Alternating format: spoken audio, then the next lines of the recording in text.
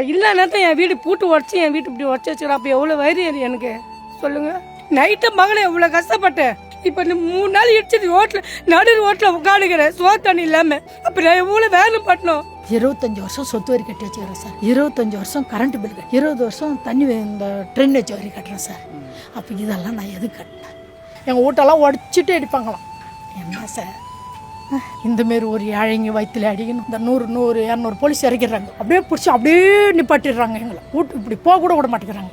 என்ன sir police எதுக்கு sir? எங்களுக்கு பாதுகாப்பு, அவங்களுக்கு பாதுகாப்பு. அப்படி மிஞ்சி என்ன பேசினா அடித்து அப்படியே பிடிச்சி வலிச்சுன்னு போயிடறாங்க. தரணும். அப்போ என் புள்ளைய பிடிச்சாச்சுன்னு இவ்வளோ பிளாக் பண்ணி உன் புள்ளைய விட்டா நீ வீடு இடிக்கணும்னு சொல்கிறாங்க. என் வீடு இடிச்சா உன் புள்ளைய விடுன்னு போலீஸானு இவ்வளோ மிரட்டி பண்ணுறாங்க. இல்லை நியாயமா சொல்லுங்க? ஜேசிபியோட வந்து நின்றுட்டாங்க. எங்களை பேச கூட விடல. அவங்க வீட்டாண்ட வந்து 2 போலீஸை நிறுத்தி எல்லாரையும் எங்களை வெளியில கூப்பிட்டுட்டு அந்த வயசு பொண்ணுங்களெல்லாம் பாத்ரூம் போக கூட விட மாட்டேங்கிறாங்க. அவ்வளோ பிரச்சனை பண்ணாங்க.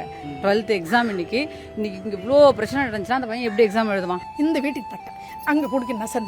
இந்த ரோடு தாண்டி கொடுக்கணும் சார் உட்காரா. இந்த இடத்த விட்டுட்டு நாங்கள் எங்கே போய் வாழ முடியும் சொல்லுங்க?